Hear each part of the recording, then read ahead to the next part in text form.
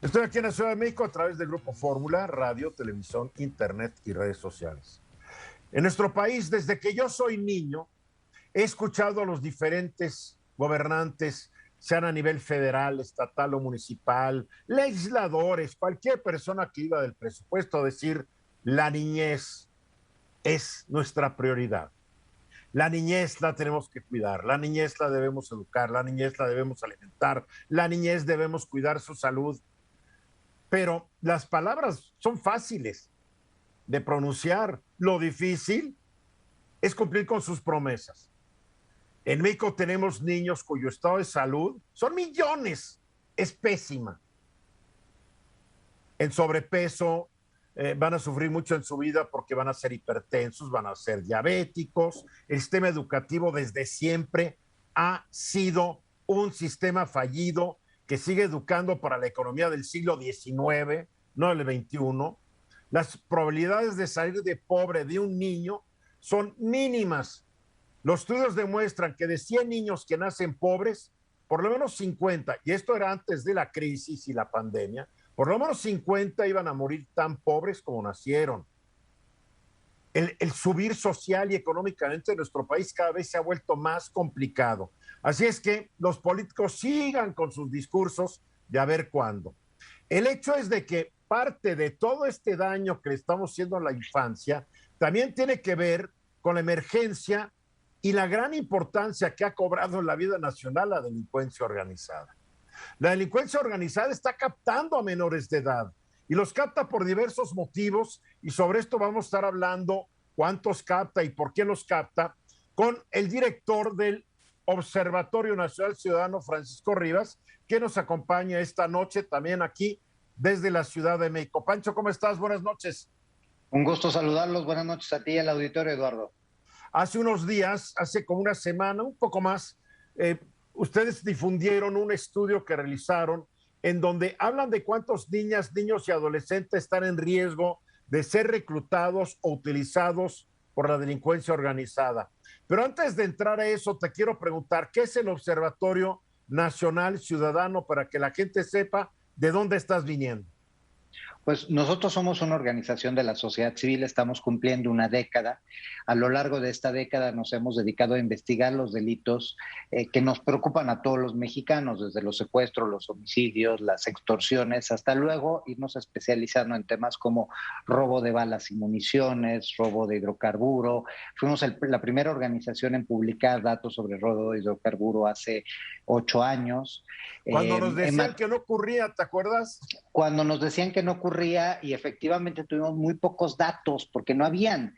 O sea, les preguntamos en ese entonces a Pemex, a la Fiscalía General de la República, a las fiscalías estatales, y nos salían unas diferencias enormes entre contabilidades porque precisamente no se tocaba el tema.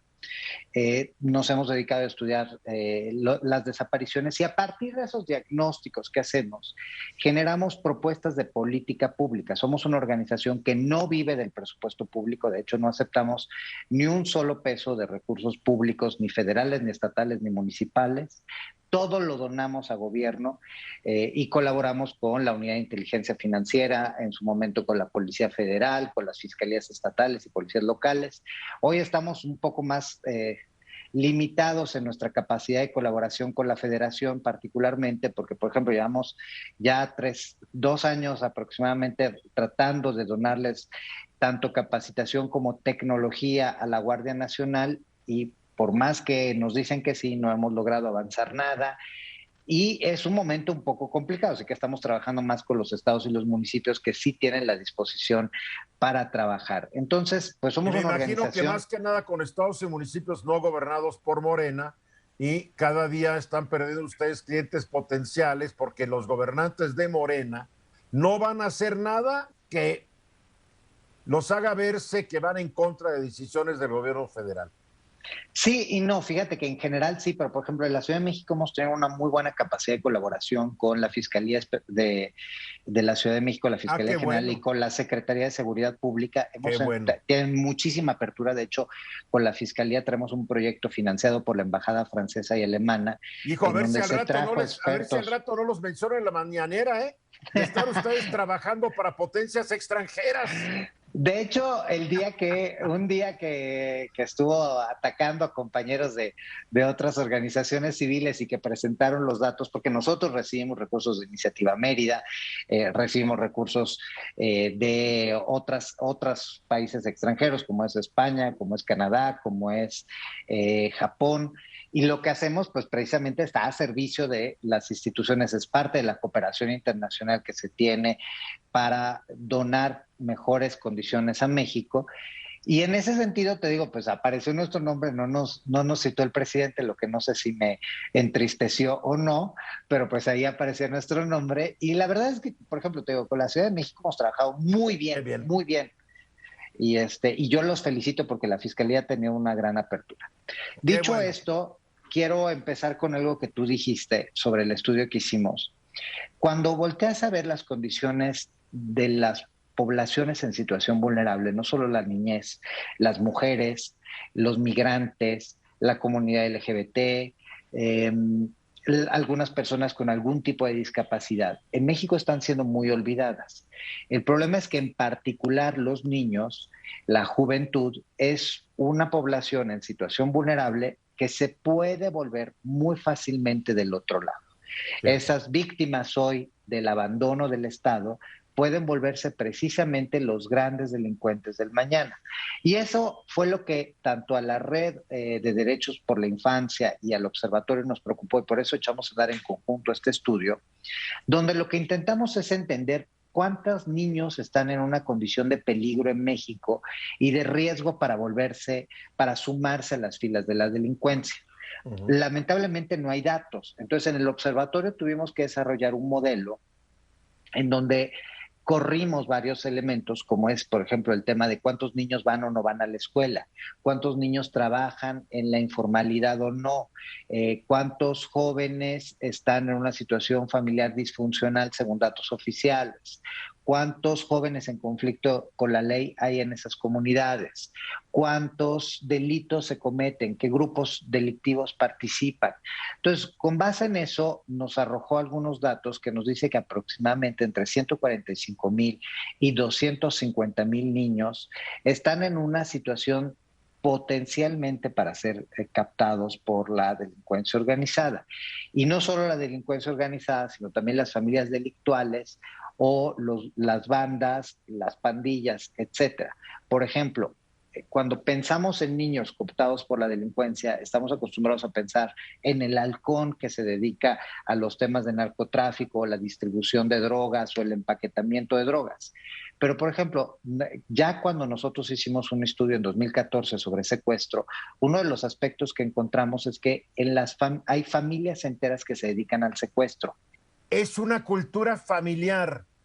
La delincuencia para algunas familias en ciertas zonas o se dedican al secuestro, o se dedican al narco. Hay familias de sicarios, como así hay Uh -huh. familias de guachicoleros. Exactamente, Impresionante. exactamente, Tulancingo es ese es el famoso riesgo. por las familias que se dedican a traficar mujeres y niños. Uh -huh. Sí, Terrible. efectivamente, lo estás diciendo con toda claridad. Eso es lo que no vemos con relación a los jóvenes en situación de peligro y que precisamente pueden ser reclutados forzadamente. ¿Y por qué forzadamente? Porque no se les da otra oportunidad a los jóvenes de desarrollo. Entonces, cuando volteamos a ver este escenario, lamentablemente, como te decía, en el Estado mexicano no hay nada, no se han hecho esfuerzos suficientes para conocer el tamaño de este problema. Este año se echó a andar por parte de la Secretaría de Seguridad y Protección Ciudadana un observatorio precisamente sobre el reclutamiento de niñas, niños y adolescentes. En la Ciudad de México, No a nivel nacional, nivel por federal, parte de bien, la Secretaría Federal de Seguridad. bien. Lamentablemente hasta el momento no tenemos ninguna cifra, ningún conteo, ningún dato. Estamos esperando un informe para mediados de noviembre. Esperemos que en mediados de noviembre, o sea, cuando el observatorio se echó a andar en marzo, pues ya tengamos algo que podamos decir al respecto a este tema. Pero la verdad es que Qué si tan hoy... real será este estudio? ¿Qué tanto lo tratarán de echarle agüita para que no se vea tan grave? Pues mira, yo espero que sea lo más cercano a la realidad posible. El tema es que precisamente necesitamos, y ese es uno de los hallazgos del estudio, ir más allá. O sea, como te decía, nosotros no nos dedicamos nada más a hablar del tema y del problema que tenemos relacionados con la delincuencia o con las debilidades institucionales, sino queremos dar soluciones. Claro, Y de eso entre se las trata. A ver, tenemos recomendaciones... que ir a unos mensajes, Ajá. mi querido Pancho. Vamos a ir a unos mensajes y regresamos. Francisco Rivas es el director del Observatorio Nacional Ciudadano, mi invitado en el estudio esta noche. Una ONG independiente totalmente de cualquier gobierno federal, estatal o municipal, es muy importante decirlo. Y como todas las ONGs, afrontando graves problemas económicos, financieros, como todos, que nos ha golpeado la crisis económica derivada de un mal manejo de la pandemia y de un mal manejo de la economía, hay que decirlo también. Pero en fin, ese no es el tema.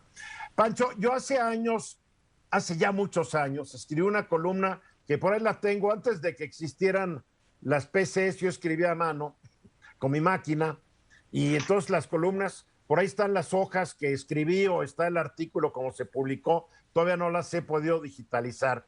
Pero yo en esa época escribí que la mayoría de las mujeres vinculadas con el narcotráfico, jovencitas, que las utilizan como mulas, que es el término, la mula es la que transporta la droga.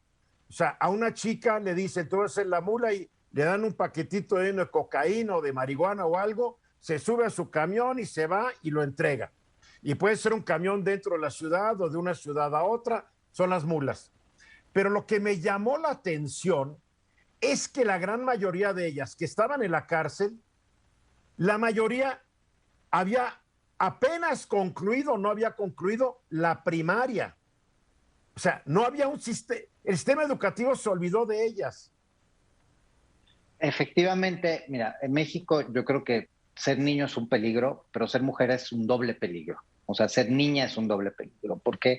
Porque puedes ser víctima de la delincuencia, porque puedes incorporarte a la delincuencia, porque puedes ser víctima de la violencia familiar, de la violencia sexual. La Y, por trata. ejemplo, la trata de personas. Y la trata es otro de esos delitos en donde se vuelven familias completas, ¿no? Tú lo decías, el caso de Tlaxcala es uno de los casos más lamentables como entidad, en donde una parte importante de los tratantes son de ciertas comunidades específicas y en donde tratan a las mismas hijas. Y las hijas, después, cuando se vuelven adultas, se vuelven ellas mismas las que tienen sus propias redes de trata. Entonces, es una situación muy complicada y muy difícil de romper. Hay otro aspecto que es A ver, ¿por qué importante es que es muy señalar. difícil de romper? No tenemos gobierno, no, digo, hay gobernadores, presidentes municipales, Guardia Nacional, policías estatales, fiscalías. ¿Por qué debe ser tan difícil acabar con familias podridas, a menos de que estén bien coludidos, estén pasándole mucho dinero a quienes deberían estar persiguiendo y encarcelándolo? Mira, creo que es uno de los temas importantes de por qué no logramos avanzar, es porque todo lo que hacemos es meramente estético. Nos vamos hacia lo último y hacia lo que se ve y no hacia lo que es profundo. Tú lo sabes muy bien. Si hablamos de obra pública, y yo por eso voy a tocar este tema, porque al final en seguridad es exactamente lo mismo. Si tú hablas de obra pública, lo que menos quiere invertir la gente es en tuberías, ¿no? Pues, o sea, toda la parte que no se ve y que es fundamental para que no tengamos pérdida de agua potable o para que tengamos salidas de agua, esas nadie les quiere invertir porque el ciudadano no ve esos trabajos. Hasta que Y se inunda entonces, todo hasta que se inunda todo, pero a la gente se le olvida muy rápidamente, pero eso sí. y no controlan cómo se fracciona la tierra hasta que se caen unas rocotas encima y matan a quién sabe cuántos, porque todavía O no se hacen sabemos los, cuántos murieron en Ecatepec. ¿Por qué? Porque no han podido retirar las rocas. o el socavón que tuvimos en Puebla, que es impresionante, ¿no? Y Igual. lo que sí ve la gente son las banquetas, es que no haya baches en las calles. De la misma Oye, manera, ni la eso seguridad. pueden. México tiene un paisaje. México mañana todo el país lo podríamos trasplantar a la luna. Exactamente. Ni Y para eso han fíjate, servido ya, ¿eh? Ni para bachear. y en seguridad es exactamente lo mismo. Nos enfocamos a lo último cuando no nos vamos a lo profundo. Aquí hay un aspecto que tenemos que pensar.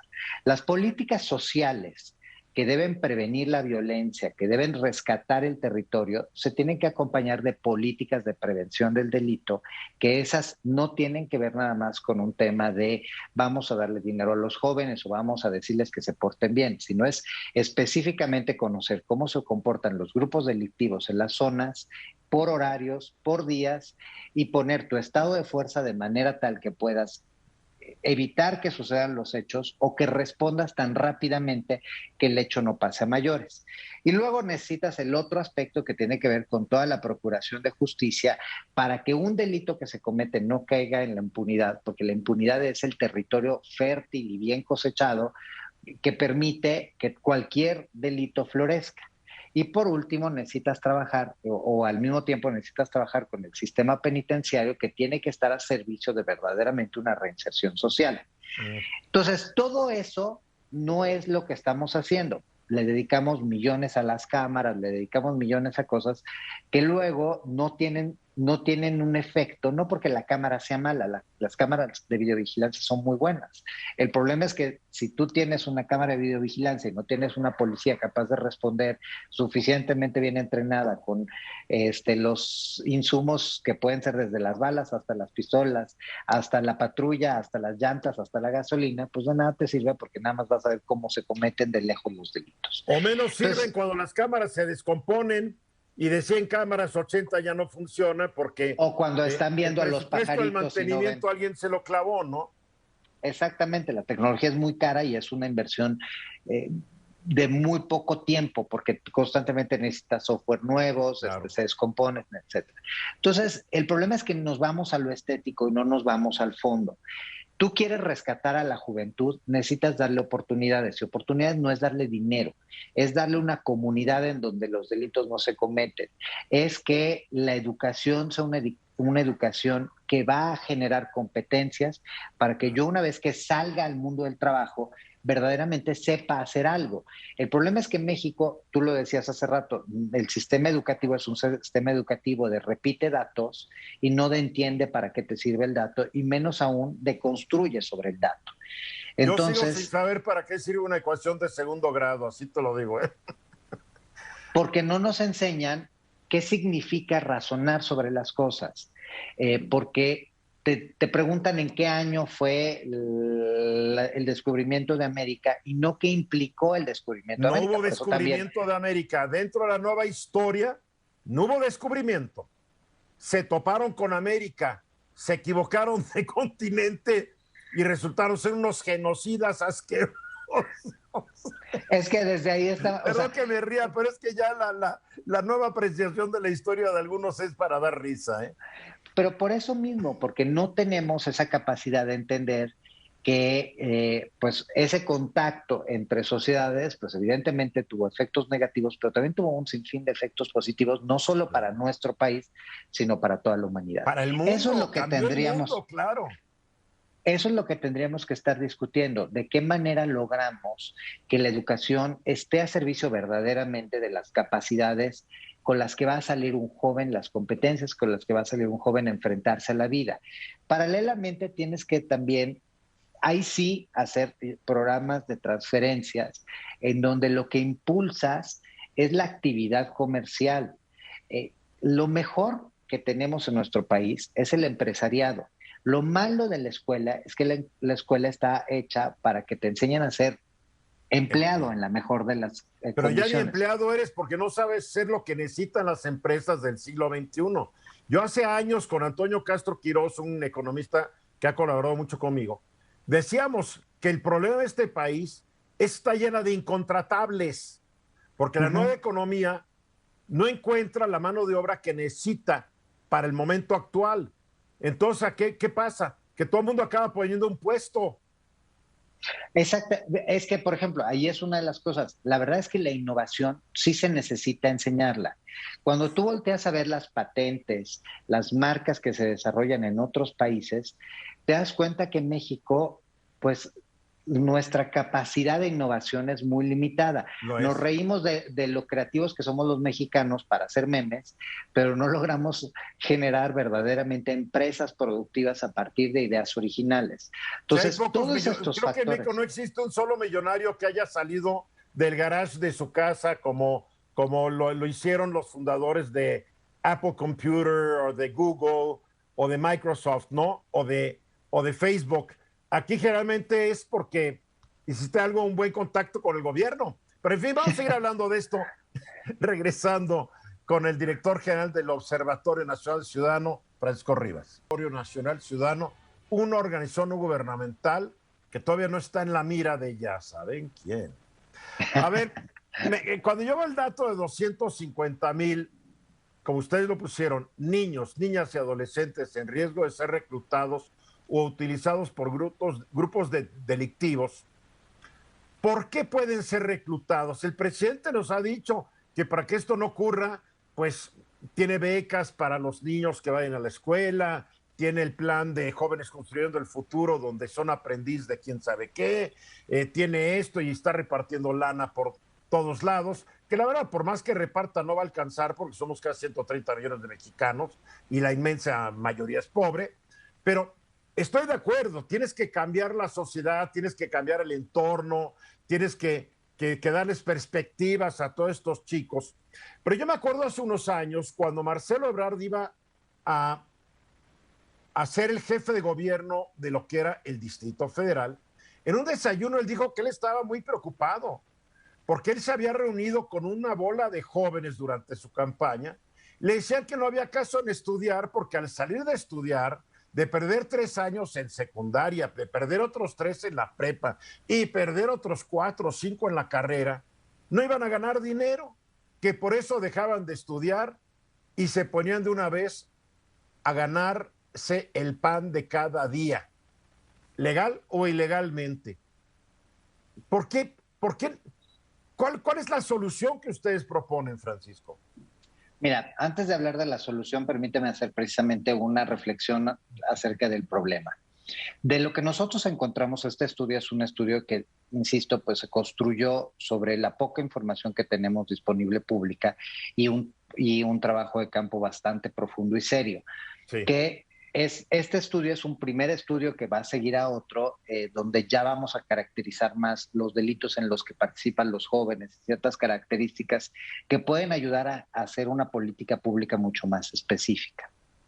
Pero en ese sentido, permíteme decirte que uno de los factores que más influye para que un joven decida o no participar en la delincuencia es la presencia misma de violencia. Es decir, donde operan los grupos delictivos, donde el joven ve operar a los grupos delictivos, es mucho más fácil que se sienta cercano a esos grupos. Porque a ver, una pregunta, cosas... ¿dónde operan o dónde viven? Porque estos grupos delictivos viven en un lugar y operan en otro.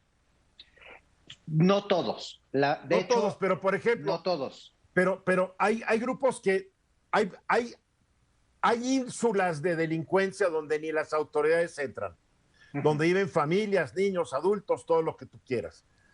La influencia viene de vivir en esas zonas donde viven y residen los delincuentes o de vivir en las zonas que son presa y víctima de los delincuentes.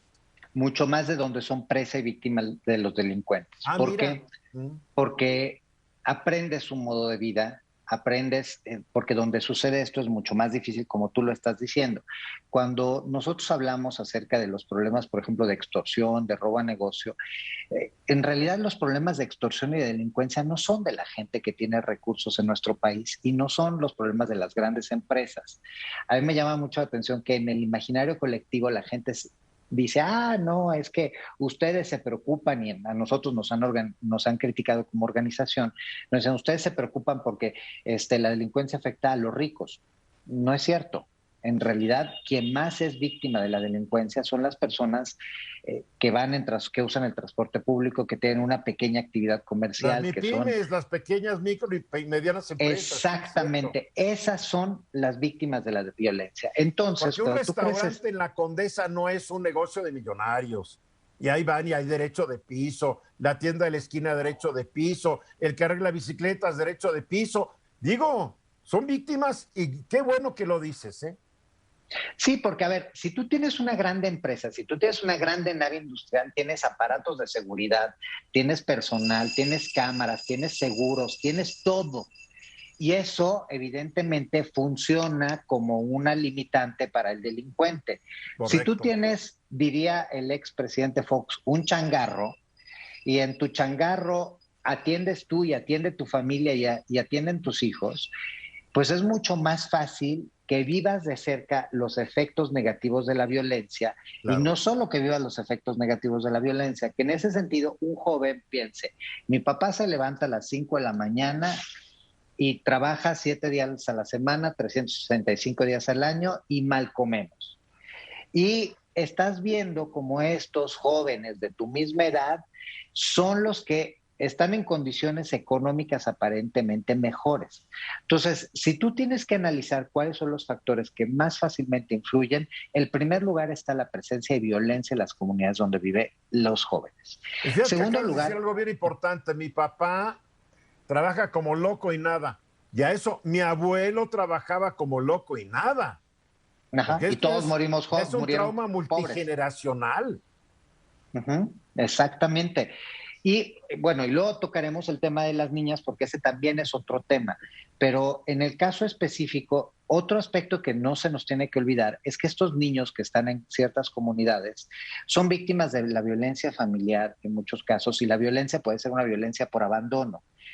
Muchos casos son víctimas de sus coetáneos, o sea, de bullying o de otras formas de violencia. Son víctimas de las pandillas y de los pequeños grupos delictivos que operan, donde ellos son víctimas de robos, etcétera, lesiones dolosas. Pero también, y esa es la parte más relevante, son víctimas del Estado, de un Estado, y por Estado me refiero a federaciones, estados y municipios, es decir, el aparato completo, que ha O sea, del abandonado a gobierno estos o del jóvenes. Estado.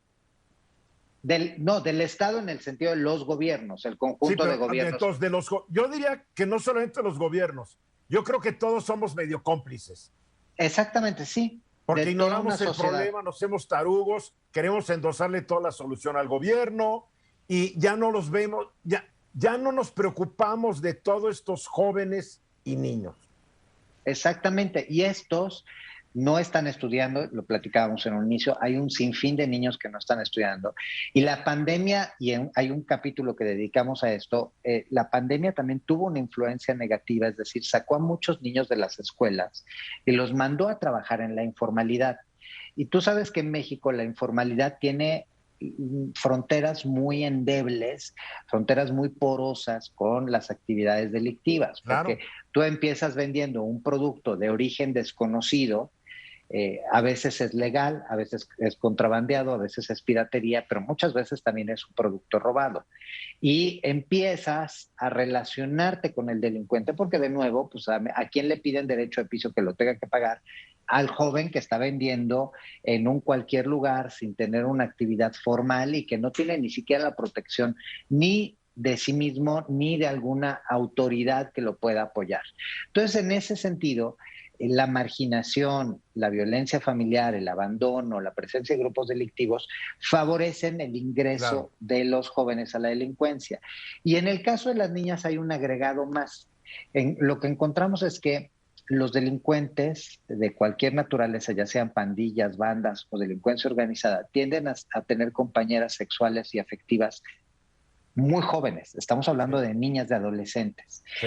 Y estas a veces ingresan como parejas de los delincuentes y entonces empiezan a involucrar en actividades delictivas. Hay otras que entran Sobre eso directamente quiero para seguir delinquir. hablando, sobre las mujeres y por qué caen en la delincuencia. Es un tema fundamental. Pero primero los mensajes y regresamos con Francisco Rivas, quien es el director del Observatorio Nacional Ciudadano, hablando sobre delincuencia y la forma en que dentro de ella participan niños y adolescentes, porque no solamente adolescentes, niños.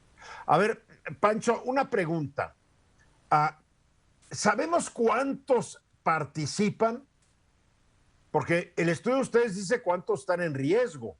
Pero aquí estamos hablando de un fenómeno que ya va para muchos años, la delincuencia organizada en México. Bueno, la delincuencia organizada empezó apenas terminada la revolución, cuando muchos generales se volvieron delincuentes organizados, Uh ¿no? -huh. Entonces traemos más de 100 años de tradición, pero el problema ya se ha vuelto muy grave por el poder que han agarrado. Ya son verdaderas transnacionales. Si la delincuencia organizada del mundo trabajara como un conjunto, la de México, la de Estados Unidos, la de Europa, la de África, la de Asia, sería creo que como la sexta o séptima economía mundial, así de fuertes. ¿Sabemos cuántos niños y adolescentes reclutan, ya tienen trabajando para ellos? Porque los reclutan porque saben que si los pescan, al poco tiempo salen de la cárcel. ¿Sabemos cuántos? No, no lo sabemos y de hecho hay estimaciones que son muy amplias porque precisamente la cadena de participación de los jóvenes en el delito es mucha. Hay quienes se dedican precisamente al halconeo, que es la parte como más evidente y más fácil de entender de cómo se involucran los jóvenes. Pero, por ejemplo, regresando a la informalidad, hay muchas posiciones dentro de la informalidad, muchas ventas que nosotros podemos considerar como menores, que son controladas por grupos delictivos y que por lo tanto su participación, la participación de los jóvenes, está dentro de la actividad criminal. Tienes todo el embolsamiento y empaquetamiento o lo que decías hace rato, la distribución de drogas. Estás en toda la parte. Por ejemplo, uno de los datos que nos salió que fue interesante es que también tenemos a una serie de jóvenes en todo el tema del hackeo. ¿Por qué? Porque hoy la delincuencia no solo ocurre en el espacio físico, claro, sino también ocurre en el espacio virtual.